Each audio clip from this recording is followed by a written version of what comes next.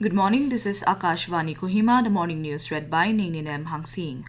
The final day sessions of the Nagaland Cooperative Conclave focused on youth engagement, entrepreneurship and strengthening the state's cooperative sector. Addressing the closing event in Kohima last evening, Commissioner and Secretary Cooperation and Information and Public Relations Orenthung Lotha highlighted the growing importance of cooperatives in strengthening community resilience and driving inclusive economic growth.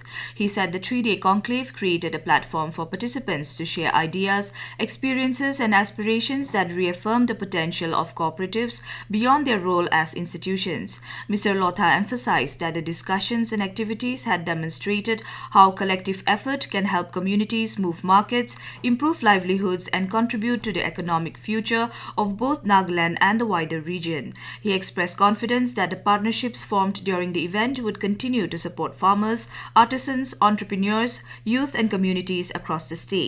Speaking on the occasion, Joint Registrar of Cooperative Societies, Bokato Heso, said the cooperative movement in Nagaland is at a crucial turning point and needs stronger coordination, inclusive planning and long-term strategies.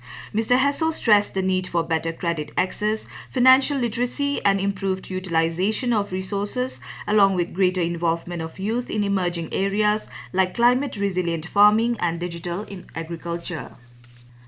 The Supreme Court has held that a court cannot impose any timelines for decisions of the President and the Governor on granting assent to bills under the Constitution. The Apex Court pronounced its opinion advisory on whether it can impose timelines on the President and state governors for acting on bills passed by state legislatures.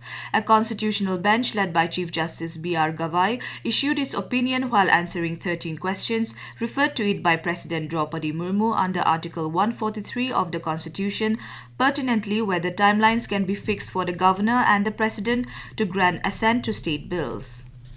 Prime Minister Narendra Modi will share his thoughts with the people of the country and abroad in the Mann Ki Baat program on Akashvani on the 30th of November. It will be the 128th episode of the monthly radio program.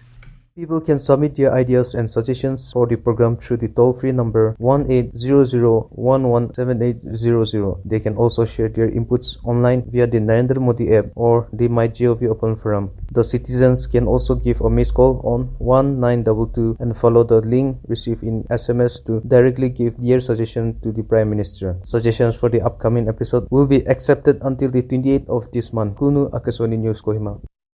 The Chakasang Students' Union has urged the National Highways and Infrastructure Development Corporation Limited (NHIDCL) to take urgent corrective action over the grave public hardship caused by prolonged negligence in the execution of National Highway 29 along the Chakabama to Krikruma stretch. In a letter addressed to the Executive Director of NHIDCL's regional office in Kohima yesterday, the union acknowledged the recent resolution of the Project Monitoring Group meeting held on November 14, 2025, which approved the termination of the existing contract for the project. However, the union expressed concern over continued negligible progress and recurring inconsistencies with the contractor failing to maintain the road even though the terrain requires year-round attention. Citing RTI findings, the union noted that the project recorded only 25.70% physical progress and 25.41% financial progress, with expenditure exceeding actual work completed on the ground. The union further called for immediate intervention and appealed to the concerned authorities to ensure timely completion of the crucial road project to restore public confidence.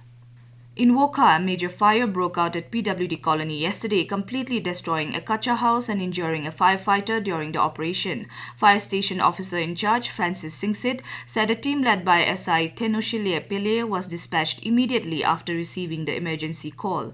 He said by the time firefighters arrived, the house was already engulfed and 2 LPG cylinders had exploded, intensifying the blaze. Livestock on the premises were also burnt. A short circuit is suspected to have triggered the fire. With that, we come to the end of the morning news. Stay tuned as we will be back with the evening English news at 7:20. Have a nice day.